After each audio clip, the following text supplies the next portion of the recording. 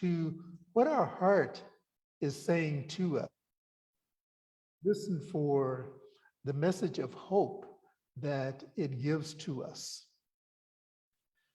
And so I greet our family that is joining us via Facebook this morning. Welcome to the Monterey Center for Spiritual Living. Welcome home to the place of the heart. And we are talking this morning about the ultimate Fearbuster. For the month of February, we have been looking at our annual theme, which is Living Everyday Wonder. And the focus has been on the inner life. And on the first Sunday of February, we asked the question, can I see God in me? And the answer is yes. And that yes reminds us that our pure essence is the divine spark, that it cannot be lost or damaged, diminished or destroyed along our eternal journey. And then the second Sunday, we were invited to pause and find the cause, to pause and find the cause. We recognize that in order to change something in our lives, we have to shift our focus from what we don't want to what it is that we do want. And one of the ways we do that is by observing ourselves, analyzing our internal dialogue, and becoming mindful of our thoughts and our conversations. Again, shifting from what we don't want to what it is that we do want. And then last Sunday, we talked about forgive to live. And we recognize that forgiveness is a process that frees us to live in the eternal now. And then we must forgive ourselves and others before true spiritual growth can flourish. And it is through forgiveness that we free ourselves. And today our topic is the ultimate Fearbuster. And as I was thinking about this, I had a little flashback to the little tune that says, "Who you going to call? Ghostbusters." Now, some of you may not remember that. You may have heard it. And so I said, okay, now how can I, and I'm going to make up a word. How can I metaphysicalize this song? So I said, who are you going to call? Fearbusters. Who are you going to call? Fearbusters. And I thought this would be a really catchy tune to teach to our children. You know, understanding that love is that actual fearbuster. And so this is what we're going to unfold as we go along today. Before going any further, however, I would like to acknowledge what is happening in the world of effect, especially in Ukraine. And I join with others who are lifting prayers for peace, because I know that our prayer of love lifts high, it heals, it sustains, and it sets free. We know that as a demonstration in our own lives. And I invite us to be mindful of this quote from Dr. Martin Luther King Jr., who says, "Wars are poor chisels for carving out peaceful tomorrows." And so we know that our prayers today are creating those peaceful todays as well as those peaceful tomorrows. And so we lift our brothers and sisters in Ukraine and in all parts of the world where strife and unrest is taking place. And so fearbusters, let's look at what are some of the common fears. And most of them can be summarized in a few basic false beliefs. These, I emphasize, these are false beliefs. Nobody wants me. I'm not needed. I'm not loved. I'm not worth anything. I'm not enough. And the list can go on and on and on. Can you feel how the energy was just sucked out of the room with those expressions? And so we have the opportunity as spiritual beings and travelers on the spiritual journey to re-infuse that emptiness and that dryness and to lift up our spirits. Our fears arise from a false belief in duality, and that is a belief in two powers. A belief that there is a power opposite to God, opposed to God, whose influence can attract evil to us. You know, and we've heard the expression, you know, that the devil made me do this, or the enemy is hot on my tracks, or, you know, other things that create this situation of duality that is not the truth of what is, of what is. By blaming something external as the cause of what we feel, blaming something external as the cause of what we feel, we miss the opportunity to improve the relationship that we have with ourselves and our relationships with others. You know, one of the beauties of Science of Mind is that the teachings and the spiritual practices that are offered to us invite us to take responsibility for our own feelings and for our own lives. And by doing so, there is no other. We're all one and united together. And when we release our fear, we do it through a cultivation of faith, a faith that is founded on the thought that God is all there is. Dr. Ernest Holmes, our founder, writes this in Effective Prayer. If you could see the object of your fear until you really understood it, you would no longer need to exert any, it would no longer have any effect on you. You can do this to the degree where you become aware that you are divinely guided and protected, and establish your understanding in this definite way. If we could see our fear and really understand it, if we could really, and understanding, I heard a very good definition of understanding, and that means to get under something, to look at it from underneath. So if we could understand where these fears are coming from, we could recognize that fear and faith are both identical in the sense that the energy used in one is the same energy that is used in another. And a transformation coach that I'm currently doing some work with broke this down a little bit plainer. He says, fear and faith are the same sides of the same coin. They both are dependent on something that is occurring in the future. And so if you think about that, our fear of something that is going to happen is something that is projected into the future. Now, it may have a basis in something that has occurred in the past, a memory that is being pulled forward. And our faith also operates the same way. Our faith in spirit, our faith in God, our faith in this eternal existence, this eternal essence of one, invites us to look at a brighter future, knowing that everything is operating in divine right and perfect order, that everything is operating in our lives as it should be. And so it depends on where we choose to put our energy and where we choose to put our focus.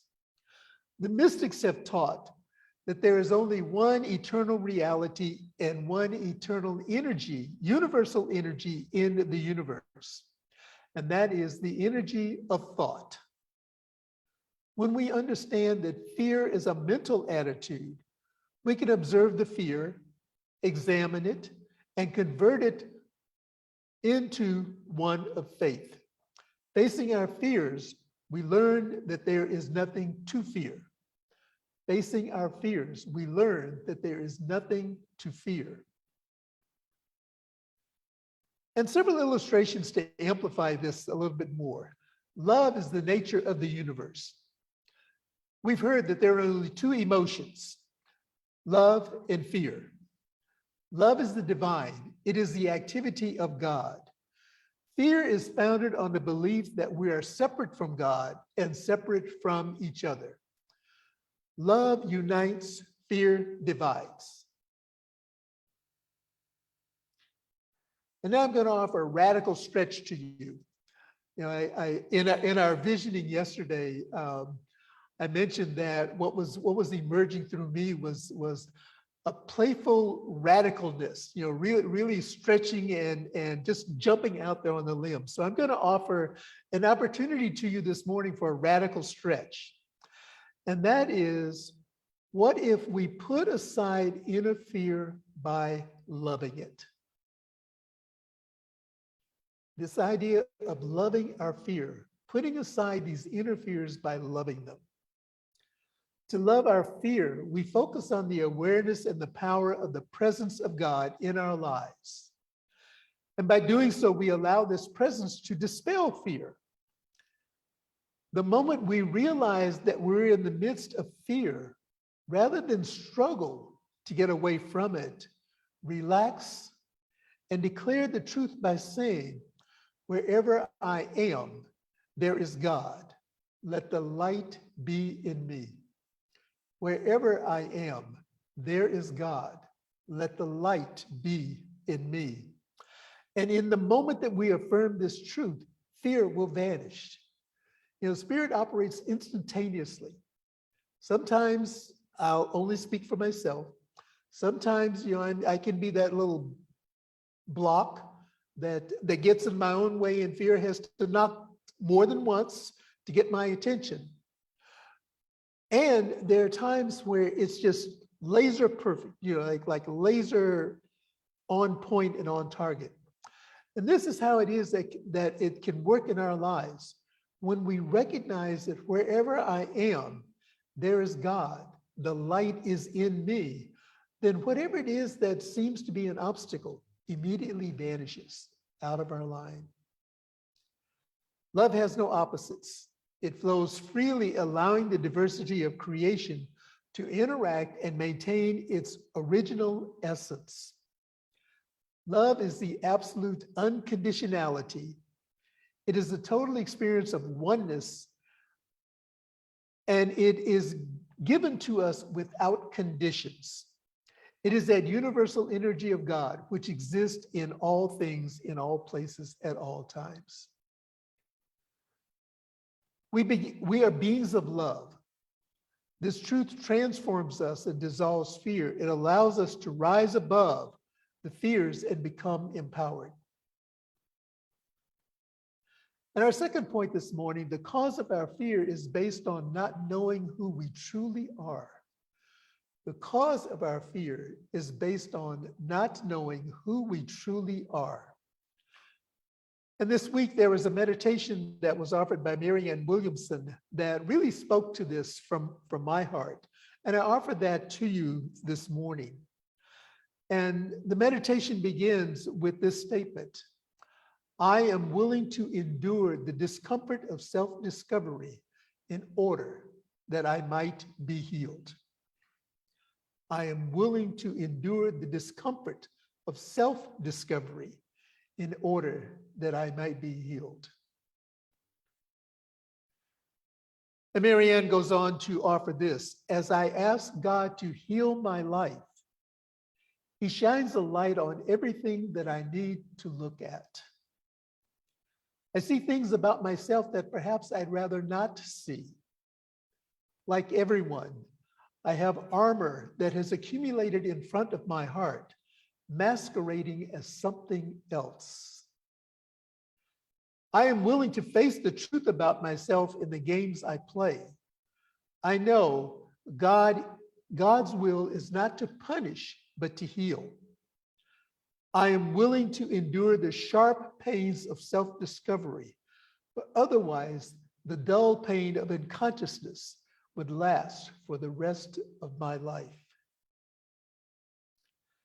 And so awakening from the fear of not knowing who we truly are can be that alarm bell that allows us to love ourselves more deeply, because the absence of self-love is what brings about fear. Often the experiences that we may have had as children cause insecurities and fears to settle inside of us. These become our false beliefs. Becoming an observer and asking ourselves, how do I react to fear? What do I do as a consequence of the fear? And how do I release the emotional energy that is invading me? Becoming that self-observer and becoming aware of the moments that we hold these negative thoughts about ourselves is the first step in becoming free. To love ourselves, we must first forgive ourselves, thus freeing ourselves and opening to love. And the third illustration this morning is fear, worry, and stress weaken and depress our immune system. Fear, worry, and stress weaken and depress our immune system. Releasing fear allows us to fill the space with love and positive thoughts. Many of you may have heard the expression that the universe abhors a vacuum. And so as we're releasing that which no longer serves us, something else is rushing to fill it in. And so we have to be mindful and conscious of what it is that we invite in to fill that space. So releasing fear allows that space to be filled with love and positive thoughts, generating pleasant emotions that strengthen our immune system. We create a mental attitude that convinces us to recognize ourselves as part of sacred nature. We spiritualize our spaces. And that is another way of saying that recognize everywhere we step is sacred ground.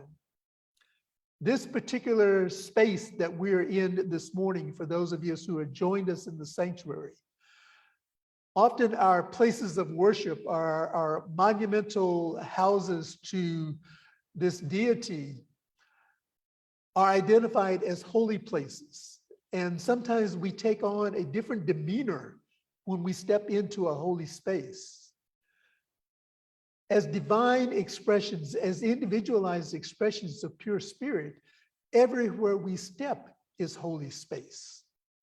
And so as we come to engage in our self-love and a deeper appreciation for the very essence of who we are, we recognize that everywhere I stand, everywhere I sit, everywhere I be is holy ground. Dr. Holmes offers this in our Science of Mind textbook. Faith is an attitude of mind that is so convinced of its own idea that it accepts it so completely that any contradiction is inconceivable and impossible. Before we can create such a mental attitude, he writes, there must be nothing in our subjective mind that contradicts our objective affirmation. And so living in love is the inner path to well-being. And as long as we keep looking for love outside, we give power to our fears because we're looking outside to another entity or to another source to bring us the feeling tone that we're wishing to express. When we realize that we are truly worthy of love, I am the love that God is. Now let's just say that I am the love that God is. The love that God is. When we realize that we are worthy of love, we open ourselves to receive it, and we develop peace, serenity, harmony, balance, respect, integrity, and honesty towards ourselves and others. We see and release ways in which we may be harming ourselves and others. And so our summary and our call to action for today is remember that love is our birthright.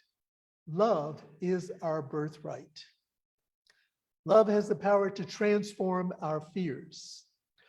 Vibrating in total love, fear disappears and peace begins to radiate its light and expand through us.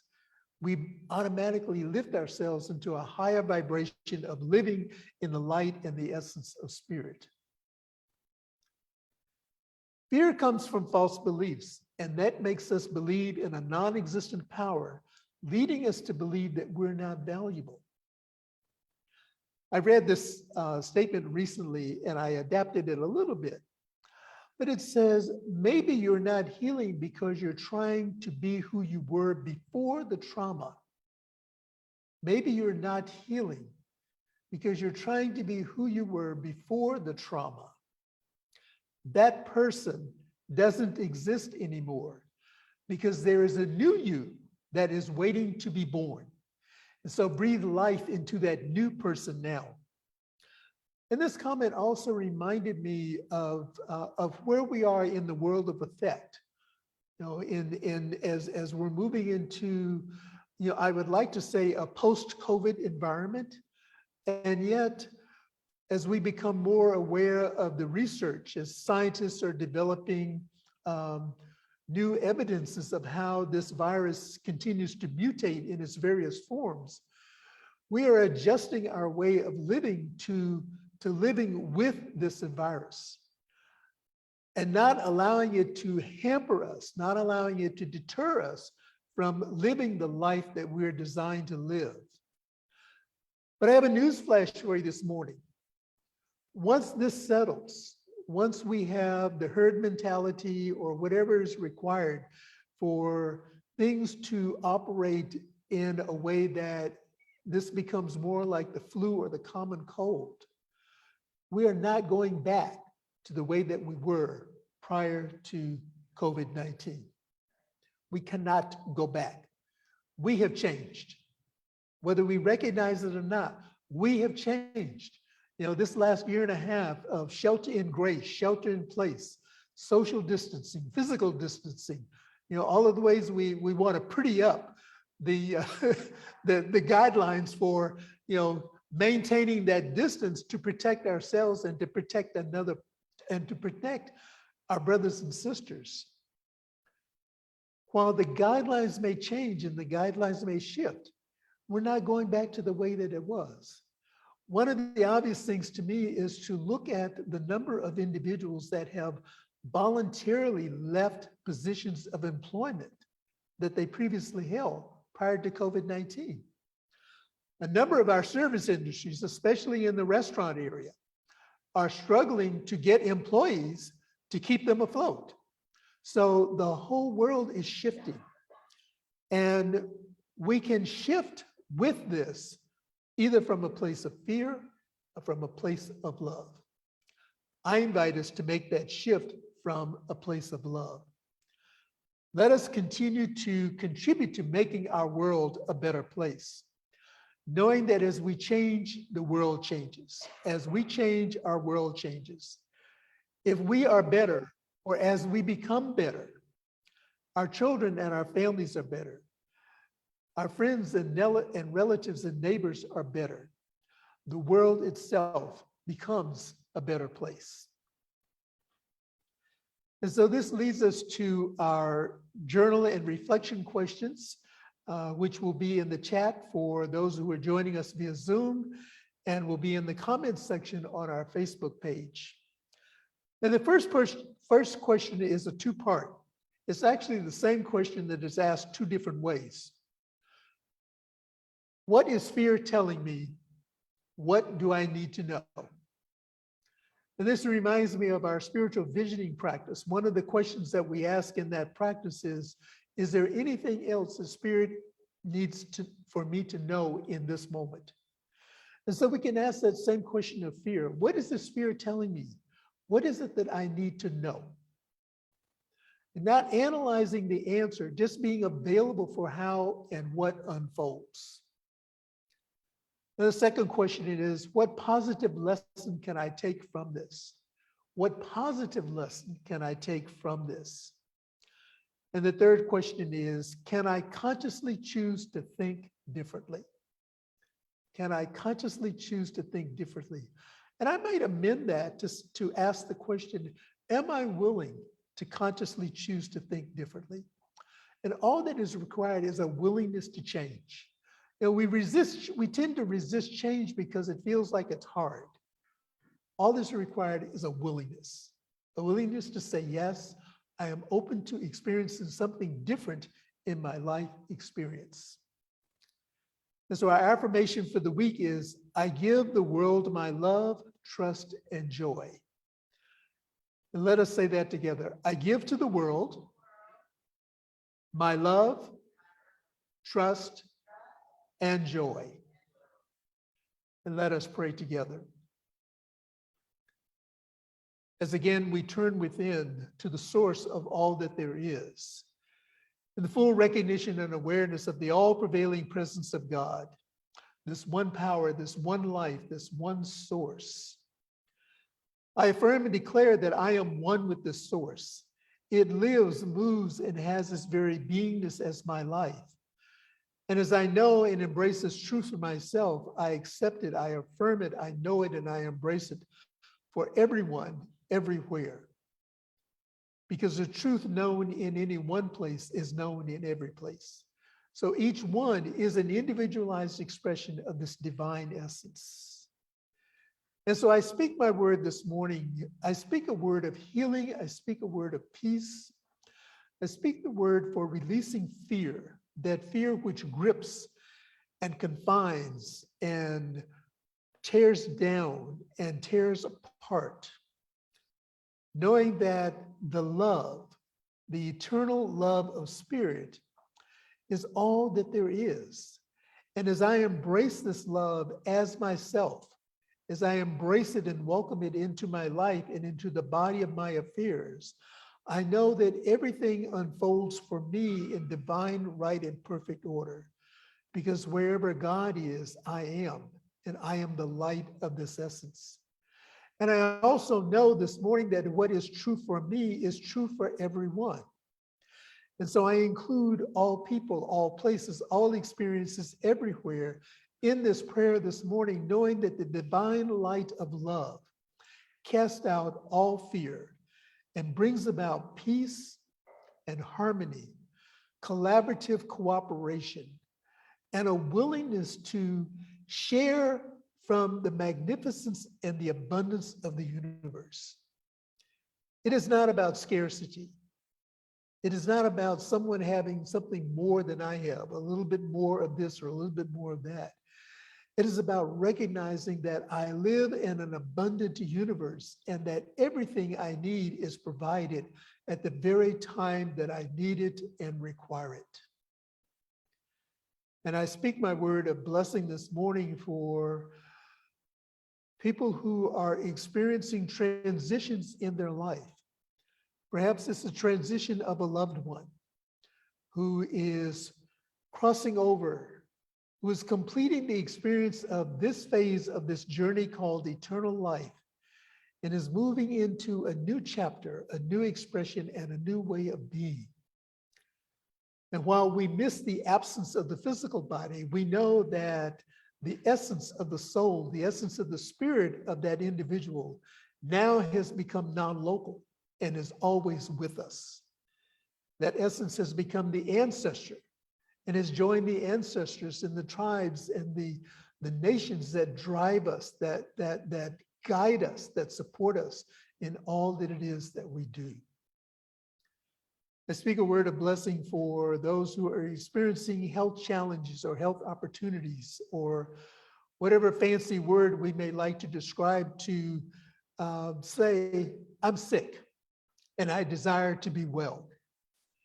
And it is in that desire to be well, a willingness to embrace the wellness and the wholeness of spirit that moves us from that place of fear into that place of love, knowing that God loves me so much and cares for me so much that this ease or discomfort is the experience of not knowing who I am. And so as I shift my awareness to knowing that I am the essence of the divine, whatever there is dissipates and goes back into the nothingness from whence it came. I speak a word of blessing this morning for those who are in transition, seeking right livelihood that allows for right and perfect accommodations, right and perfect housing, right and perfect abundance, right and perfect financial blessings, right and perfect needs that are being met at all times. I also bless places where people are gathering in the name of the one, however they identify this name, whether they call it God, Jesus, Allah, Buddha, Krishna, Muhammad, the divine being, Vishnu, whatever the description is, I know that the oneness of love is being expressed where two or more are gathering in the name and nature of love. And so for the prayers that remain in the quiet spaces of our own hearts, and those prayers that may have been written out in the form of a prayer request, I know that the answer is yes and amen. and that everything, absolutely everything that is required is provided exactly when it is needed. For this and so much more, I am eternally grateful. Releasing this word, releasing this prayer back into the law, which always says yes, I just allow it to be. And I invite us to affirm this together by saying, and so it is, and so it is. And I'd like to take this opportunity to remind those who are here in the sanctuary with us, we do have prayer request forms that are on our prayer table. And if there's something that is on your heart that you would like the practitioners and ministers to support you in prayer with, please fill out a prayer request and we will take this into our personal prayer time. And for those of you who are joining us online, you may go to our website and complete a confidential prayer request. Those prayer requests come to my personal secure mailbox, and they will not be seen by anyone other than our ecclesiastical team. It is our joy, it is our privilege, it is our honor to support you and lift you. And I always like to remind us that the work with the practitioner, the work with the minister doesn't have to be problem-based.